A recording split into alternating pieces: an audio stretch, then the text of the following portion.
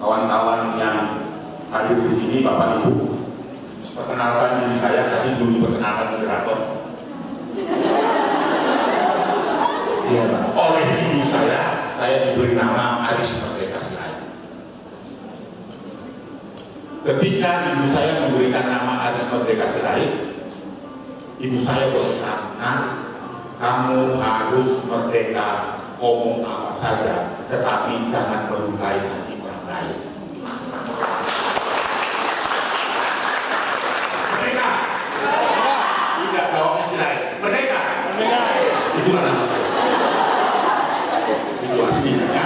Jadi paling tidak itu nama asli saya memperkenalkan, saya lahir di Pematang Siantar 17 Agustus 1960. Yang kedua, selain saya dibisikkan oleh ibu saya harus merdeka, kau tunjukkan bahwa kau itu adalah orang yang merdeka.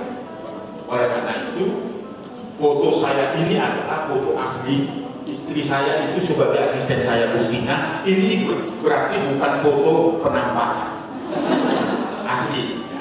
Nah, paling tidak saya ingin memperkenalkan slide berikut. Saya hanya memperkenalkan sedikit saja. Ini hanya gaya-gayaan aja menulis. Dari Bapak Ibu sebenarnya atau kawan-kawan saya mahasiswa di sini, kalau rajin menuliskan pengalaman hidup juga bisa panjang seperti tulisan saya ini. Yang berikut, ya saya agak panjang terus. Nah, ini saya hanya catatan-catatan saja supaya kita lebih berkenalan. Lalu berikut, ya slide berikut. Nah, ini juga masih foto asli saya, bukan penampakan ya punya. Biasanya foto seperti ini atau gambar atau tampak seperti ini dicintai anak-anak. Buktinya apa? Kalau fotonya seperti ini mau menculik anak mau didekat dia sudah kabur duluan. Selamat anak itu. Itu artinya apa? Yang klinis-klinis itulah yang biasanya menculik anak. Tidak ditakuti kan gitu. Nah, oleh karena itu bertambah seperti inilah kita semua. Berikut, nah pengalaman itu, lalu berikut lagi ya, saya tuliskan baik nasional dan internasional. Dari pengalaman itu saya dapat penghargaan. Penghargaannya hanya patung-patung dan kertas sertifikat. Dompetnya tetap kosong. Tetapi yang membahagiakan saya adalah penghargaan itu diberikan karena kita tulus memberi pertolongan kepada anak-anak. Maka sekali lagi slide berikut. Nah ini ya, banyak penghargaan. Tetapi yang terpenting pada sore hari ini adalah slide berikut. Ini ya.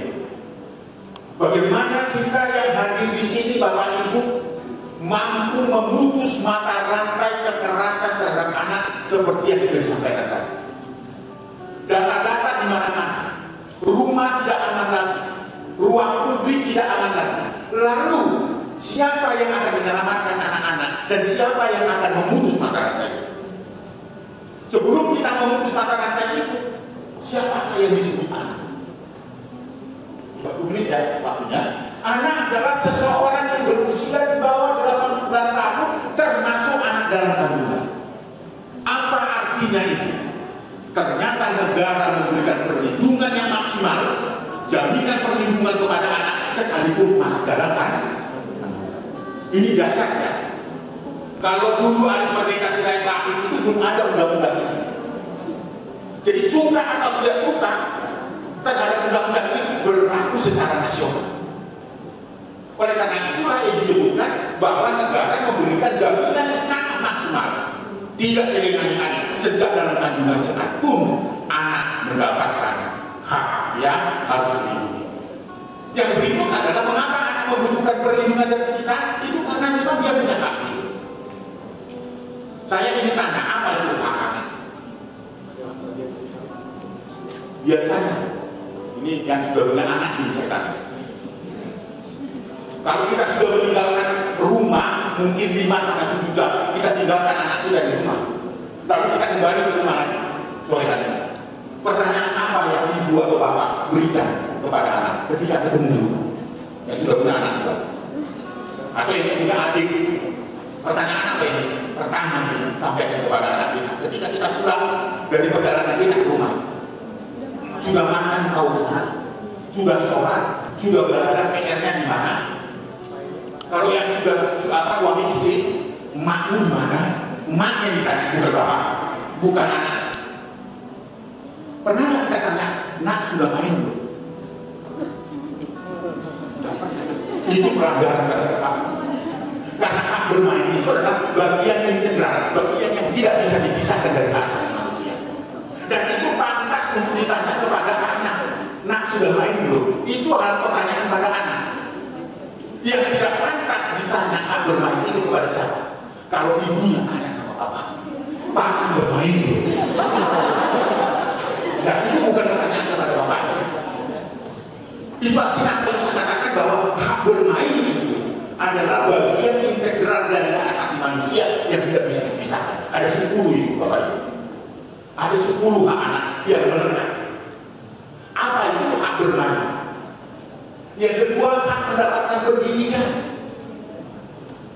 Jadi kalau kemarin ada pilkada, di sini kan pilkada ya. Kalau ada orang yang ingin menyaloni diri lalu mengatakan, pilihlah saya, nanti ada pendidikan gratis. Siapapun pemimpinnya di Solo, pendidikan itu otomatis sudah masuk dalam konteks hak asasi manusia yang tidak bisa dipisahkan tanpa diberitahu, tanpa diberikan oleh pemerintah setempat sekali.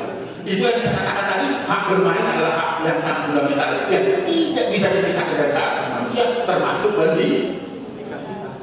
Latar belakang apapun, semua orang harus mendapatkan pendidikan yang sama, apa yang dikenal dengan non-diskriminasi. Saya ingin kita yang hadir di sini paling tidak bisa memahami 10 hak anak. Apa 10 hak anak? 10 hak anak yang harus didapat: bermain, pendidikan, dan perlindungan, nama kebangsaan, makanan dan kesehatan, rekreasi, kesamaan, peran dalam pembangunan. 10 hak anak itu yang tidak bisa dipisahkan dari anak.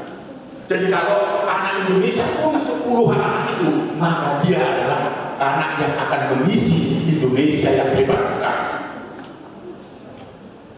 Kalau 10 hak anak ini terlanggar, maka anak cucu kita, adik kita, anak kita itulah yang akan mengisi Indonesia merdeka, Indonesia yang hebat, yang penuh dengan kekerasan.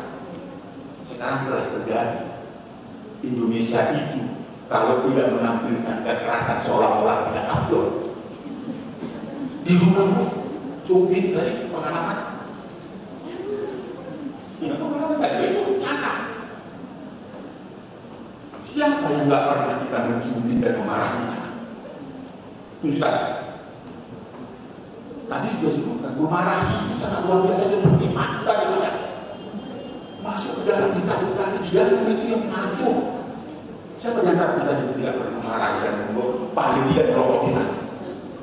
Nggak ada kan? Itu artinya bahwa kita adalah pelaku kekerasan. Jadi salah tetangga yang melakukan kekerasan.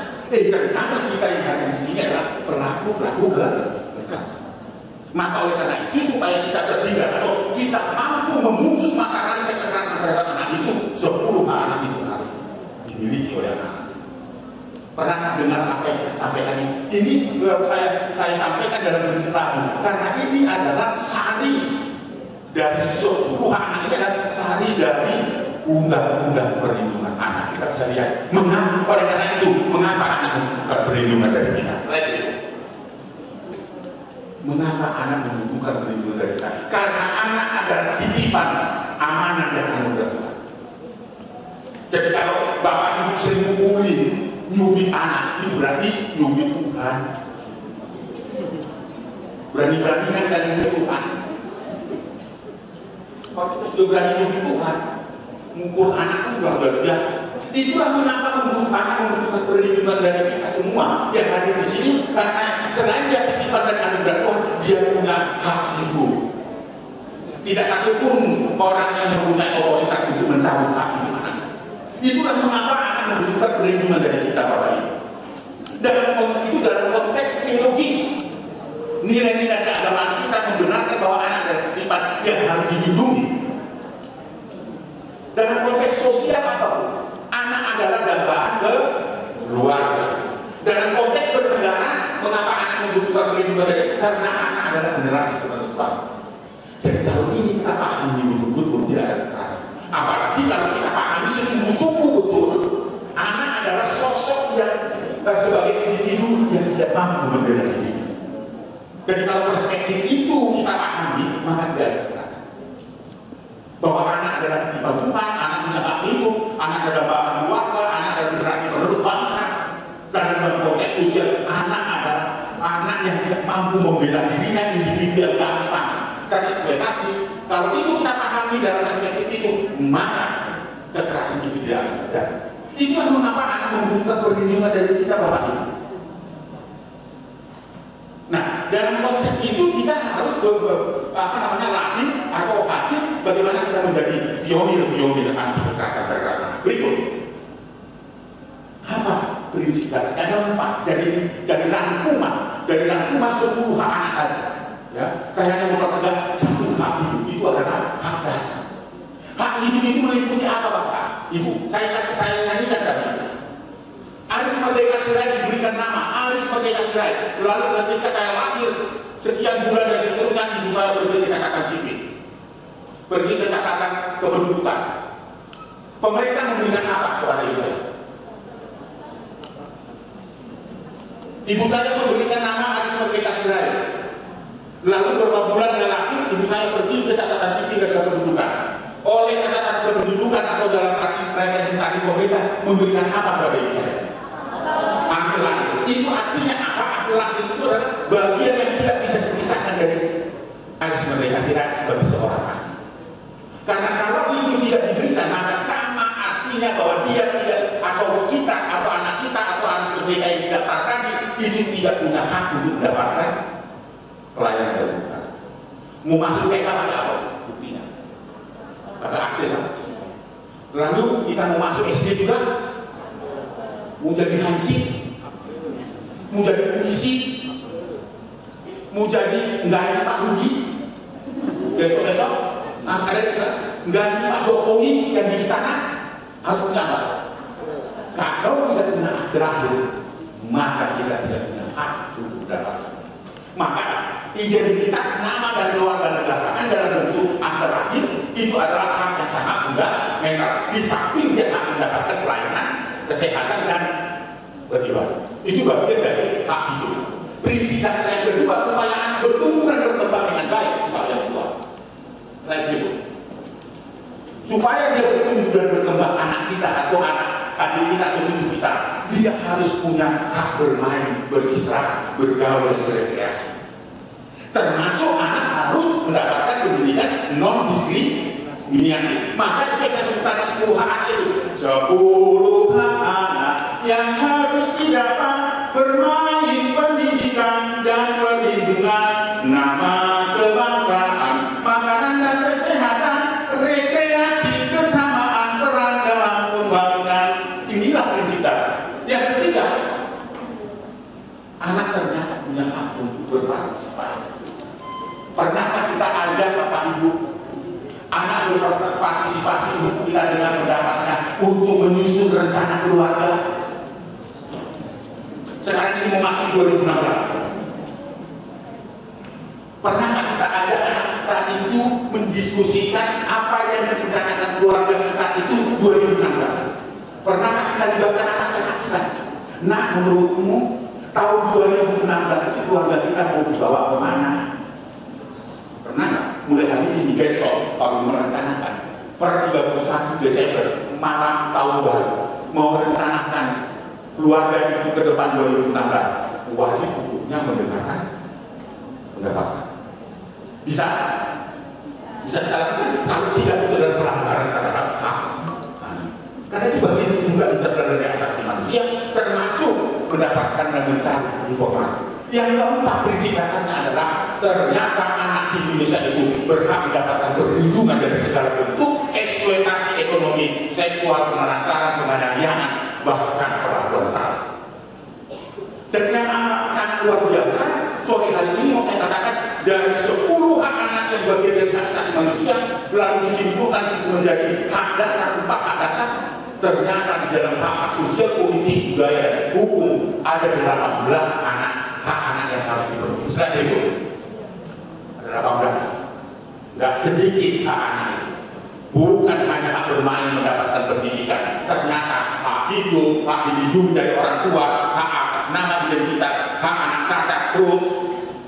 Ya kan, hak untuk beribadah, hak untuk mengetahui orang tuanya, hak untuk mendapatkan perlindungan di berbagai perlakuan dulu, hak untuk tidak dipisahkan dari orang tua. Sekalipun kita cerai dengan istri dan suami, berikutnya ke 9, hak untuk mencari, menerima, dan memberikan informasi sesuai dengan tingkat intelektualitas anak, hak untuk beristirahat, bermain lagi, itu fundamental sekali.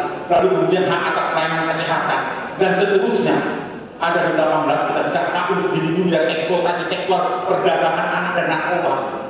Terus sampai pada hak mendapatkan perlindungan dari kekerasan di lingkungan anak baik dilakukan oleh anak, guru dan seterusnya. Selain itu, saya hanya memberikan gambaran. Tadi disampaikan kepada kita untuk menyampaikan secara nasional ternyata Indonesia sekarang itu darurat kekerasan, khususnya darurat kejahatan seksual. Contohnya parameter pertama mengapa Indonesia darurat kejahatan seksual? Parameter pertama angkanya terus meningkat. Selain itu ditemukan 21.600.000 pelanggaran hak anak dalam kurun waktu 2010 sampai 2015. 58% Bapak Ibu adalah kejahatan seksual. Anda bisa bayangkan data ini. Lebih dari 11 juta kurun waktu 2010-2014 bahkan sampai 2015 anak-anak kita mengalami kejahatan seksual. Data ini setara dengan data yang dilaporkan di Komnas Perlindungan Anak dengan kurun waktu yang juga sama. Kita bisa lihat misalnya. Bahkan kita bisa baca 2010 sampai 2015 angka kejahatan seksual tidak menurun, terus. Itulah parameter pertama mengapa Indonesia darurat kejahatan seksual, karena angkanya terus meningkat.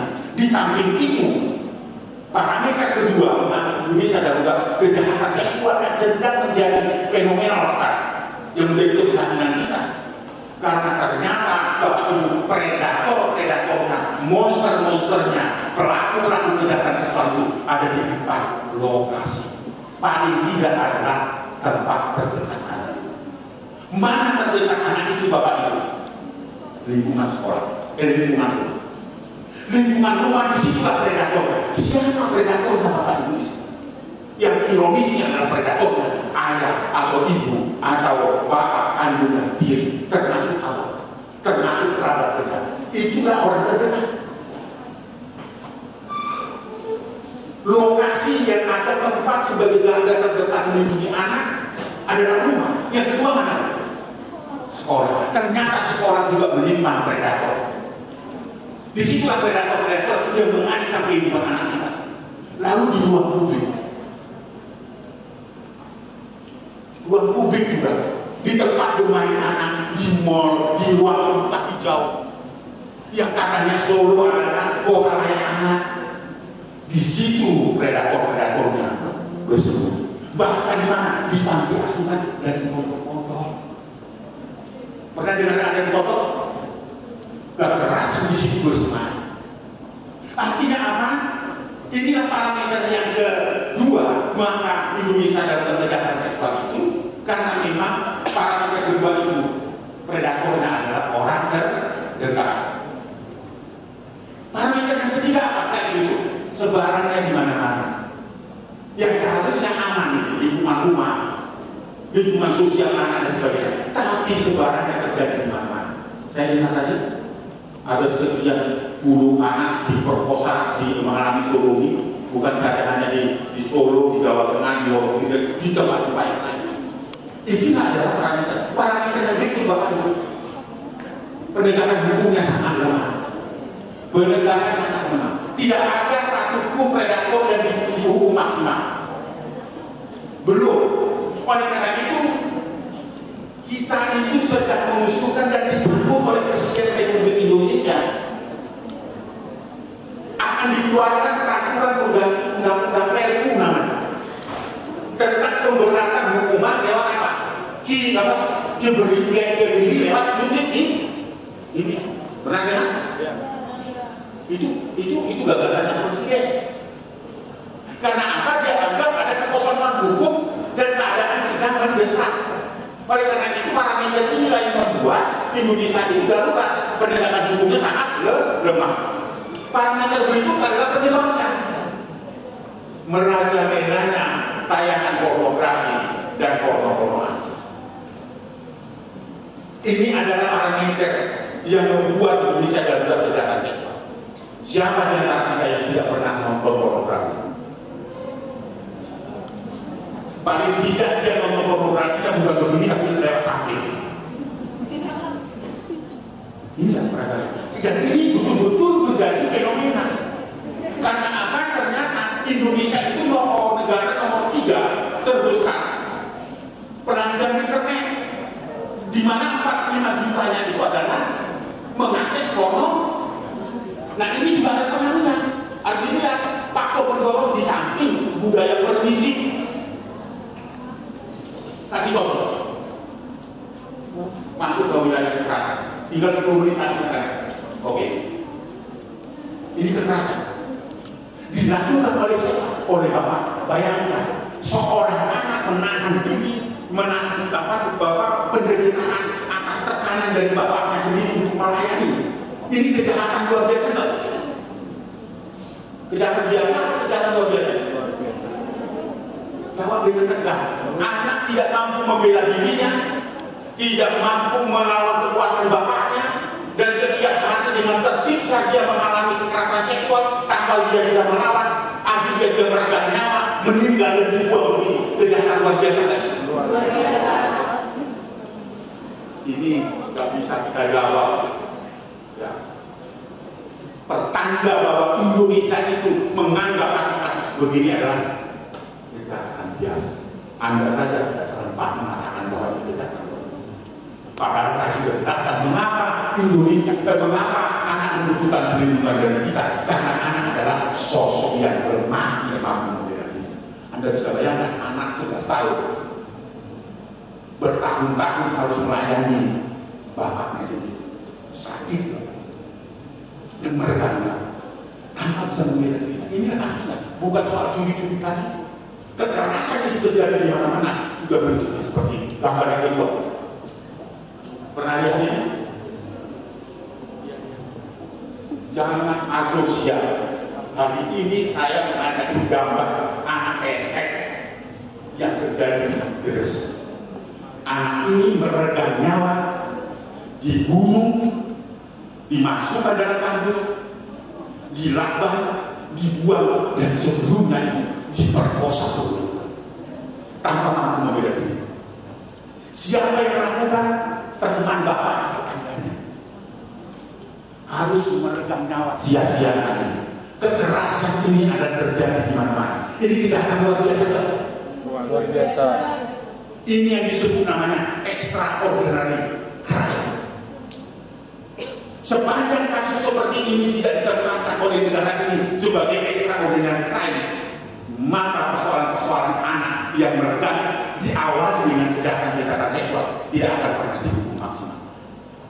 Itulah kehadiran yang awal di tempat ini. Untuk kita bersama-sama, saya tidak bisa terima ini tidak menjadi biasa. Kalau Aris Merdeka Sirait, mudah-mudahan tidak terjadi. Ditemukan di bak sana-sana, meninggal dunia, tapi kepalanya itu bacokan, tangannya itu berarti orang menganggap Aris Merdeka Sirait meninggal sempat membuat perlawanan. Tapi BNN sudah tahu, tidak sempat berlawan. Dia mengalami kejahatan seksual berulang-ulang oleh orang dewasa. Meregang nyawa, diikat, dibuang, termasuk ke dalam kardus. Ini kejahatan biasa, luar biasa. Contoh berikut, saya kasih. Ini kasus-kasusnya bukan ambil sana. Saya kasih gambar lagi berikut. Seorang wali kelas pantas mengajak muridnya melakukan hubungan seksual disetujui berulang-ulang hanya ditakut-takuti supaya tidak naik kelas, kalau naik kelas satu ini terjadi kejahatan luar biasa Pak. Lalu terkenal di Ancol saya itu mobilnya goyang-goyang itu di pantai, di situ dibawa guru anak itu kejahatan luar biasa kan itu. Orang terdekat yang harus melindungi. Nah kalau orang terdekat sendiri, orang tua, guru, tetangga tidak memberikan rasa nyaman bagi anak kita yang tidak mampu membela dirinya, kok ini dianggap sebagai kejadian biasa? Nggak terima saya Bu. Walaupun bapak ibu sekarang ini tidak sepakat dengan saya mengatakan bahwa ini extraordinary crime. Saya kasih contoh yang berikut. Ini satu pelakunya nunggu di musola, korbannya 26, anak-anak 10 tahun, disodomi. Menunggu di mana? Dia sebagai guru pusat, pura-pura dia menciptakan kegiatan anak-anak supaya anak-anak mau datang ke kegiatan itu. Tapi orientasinya adalah orientasi suruh, termasuk yang nunggu di musola. Kejahatan luar biasa nggak Bu? Silakan begitu Pak. Nah, kenapa? Kejahatan luar biasa. Seorang ibu tidak mengandung 4 bulan diperkosa oleh tetangganya, lalu kemudian dirobek-robek kakinya pakai tangan. Ketika anaknya menyaksikan anaknya dibakar, salah apa anaknya ibu? Lalu negara ini menganggap itu adalah kejadian biasa. Oh no, anak ini dia salah, anak ini harus diselamatkan oleh siapapun. Tetapi anak ini meregang nyawa dengan sia-sia. Di mana negara? Indonesia sudah buat apa kepada kita? Tiap hari ini, mungkin kita anggap ini hal biasa karena tiap hari kita disuguhi berita itu. Seolah-olah ini adalah hal biasa. Oh no, ini loh. Jadi saya menceritakan bukan mencuri saja, bukan itu kekerasan kita. Indonesia itu betul-betul harus terbebas dari kekerasan. Contoh berikut, juara dunia. Pernah dengar Emon? Juara dunia. Ini adalah anak ini 28 tahun menunggunya di kolam renang, di mana anak-anak selalu datang ke situ. Itu pun kolam renangnya sudah tidak dipakai oleh perumahan. Dia nunggu di situ karena anak-anak itu setiap sore datang di situ. Korbannya 114. Jadi kalau korban 114 itu menurut penelitian tidak diterapi, maka dia bisa menjadi 10 kali lipat. Berarti 114 kali berapa? Kali 10 berapa? Itulah akan menjadi berapa. Anak-anak yang seperti inilah akan mengisi Indonesia merdeka. Indonesia yang hebat, enggak hebat Indonesia. Tapi aja masih kacau atau. Saya kasih contoh berikut ya. Ini 1 menit lagi. Pernah lihat ini? Saya katakan tadi rumah sekolah ternyata sekolah bertaraf dan bertaraf internasional sekalipun Bapak Ibu tidak aman dari anak kita. Bukan hanya dibunuh, tapi orang bakar itu yang disebut dengan orang asing yang James Pan itu, dia bersembunyi di Jakarta International 10 tahun. Bisakah kita tidak membayangkan yang tidak melakukan kejahatan seksual terhadap anak-anak? Tapi oleh negeri ini dibebaskan. Udah dianggap anak kita menderita. Sama hal diskusi tentang diri. Orang bicara pun pelanggaran asasi, nanti kalau pelakunya didobiri, nanti dia akan susah, dia akan melakukan tindakan yang sama. Dia akan, kok si pelakunya yang dibela-bela? Tapi ribuan anak-anak mengalami kejahatan seksual mengakibatkan dia meninggal dunia tidak pernah dibicarakan. Berikut, ini anak dijual ke perawanannya 1.500.000 diganti dengan dosa. Terima nggak kita? Orang ini manusia bukan binatang, manusia. Tapi perilaku kita adalah sama seperti yang ada di dunia. Oh, nggak bisa terima saya. Sampai kapan? Maka jangan heran kalau tidak dinyatakan. Oh iya, sering di televisi. Ya karena memang televisi maunya begitu. Hanya karena polisi mau lihat foto saya itu berewok atau tidak, itu aja. Berikut. Kenapa? Tapi nggak kenal ini sekarang. Seluruhnya anak diangkat, menjerinjing anak oleh kedua orang tua. Tetapi akhirnya dia adalah meregang nyawa, ditelantarkan di dianiaya dan dibunuh oleh bapak. Anak cantik 8 tahun, mampu nggak dia membela dirinya dari kekerasan yang dilakukan oleh orang dewasa? Mungkin nggak pernah dengar dan baca koran. Asik ada nonton ganteng-ganteng serigala. Itu aja sudah kita dibokong-bokong oleh bapak ibu saya, tidak ada yang ganteng. Serigala itu buas, nggak ada yang ganteng. Tapi ternyata kita mencintai itu. Loh, banyak kan kita dibokong-bokong televisi juga, nggak ada kan serigala yang nggak ada kan. Bapak saya walaupun atau ibu saya yang buta pun mengatakan, enak serigala itu buas. Tidak kan? Berikut. Ya, inilah. Ini akibat kekerasan dalam rumah tangga, anak diajak bunuh diri oleh ayah dan ibu. Berikut, tempat tadi. Nah, si ibu mengatakan, Pak, kamu sekarang punya wil ya. Kata si bapak, Mak, kamu yang punya wil. Terjadi pertengkaran dan pertengkaran, terjadi kekerasan dalam rumah tangga. Ibu nggak pergi ke kamar, dia ambil gunting, dia potong anaknya sendiri. Ini bentuk-bentuk kekerasan yang luar biasa. Dan setiap hari bapak ibu terjadi. Saya kasih lagi contoh yang terakhir ya. Ini namanya Peri, umurnya baru 5 bulan. Biasanya anak seperti ini kalau nangis itu menunjukkan komunikasi apa kepada ayah dan ibunya? Ini ASI, sakit mungkin, minta air dan sebagainya. Sekali waktu si Peri ini menangis terus menerus oleh ibunya, dipatahkan kedua tangan dan kakinya. Mampu membela diri nggak ini 5 bulan? Kejahatan luar biasa. Itu harus kita lihat. Ketika anak menjadi korban, dilanggar hak asasinya dan tidak mampu membela dirinya, bahkan dia ditelantarkan dan bahkan dia diperkosa berulang-ulang di bawah tekanan tanpa dia bisa membela dirinya, kejahatan luar biasa. Itu yang harus kita sepakati. Ini bukan tindak pidana biasa, bukan perbuatan cabul, bukan kekerasan biasa, tapi ini kekerasan yang amat luar biasa. Berikut. Korban anak-anak dimutilasi. Setelah mengalami kekerasan sodomi, penisnya dipotong secara hidup-hidup dan digoreng, diambil minyaknya oleh pelaku. Dimutilasi tahu kan, dipotong-potong, dikuliti, dagingnya dijual keluar-keluar. Terjadi di mana? Bukan terjadi di mana-mana, itu terjadi di Kabupaten Siak. Kejahatan luar biasa kan dulu. Berikut. Ini lagi. Ini seorang anak koma 40 hari di rumah sakit. Ini akibat dieksploitasi oleh bapak pacar ibunya. Setiap hari anak ini harus mengamen menghasilkan uang 50.000. Kalau tidak menghasilkan uang 50.000 setiap hari, dia disiksa oleh pacar ibunya. Bahkan itu rusak pada saat kita selamatkan, kedua lengannya itu lepas dan dua jakarnya pecah. Jadi kejadian itu amat luar biasa. Termasuk anak ini.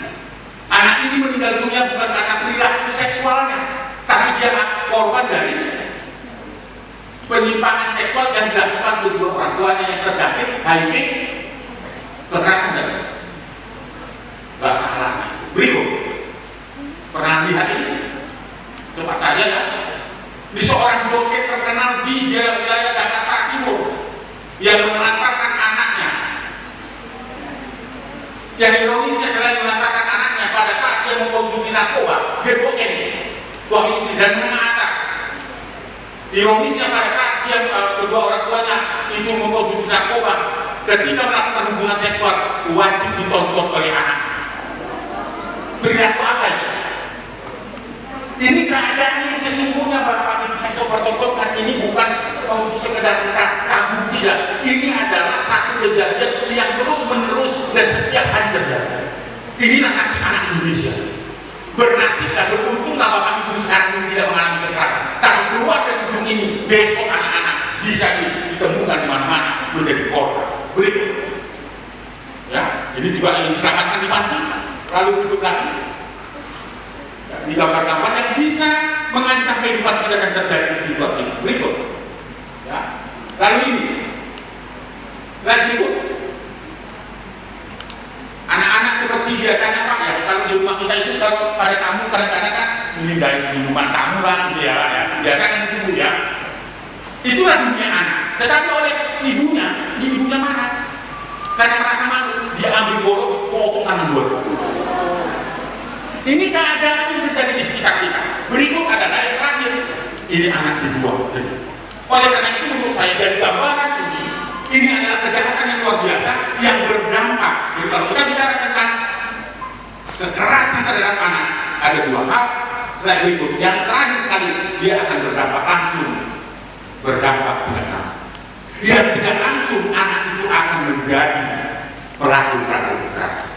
Untuk mendiskusikan ini secara detail dalam talkshow ini saya sudah dulu. Tapi paling tidak, ini loh kejadiannya. Bukan sekedar mencubit, memarahi, memerototi. Ternyata kekerasan terhadap anak di Indonesia itu sudah amat luar biasa. Tidak bisa kita toleransi. Itu bisa terjadi di lingkungan kita, Bapak Ibu. Iya. Oleh karena itu, mari kita bersama-sama mendiskusikan langkah-langkah strategis apa yang bisa kita lakukan pulang dari sini untuk memutus mata rantai kekerasan terhadap anak. Terima kasih.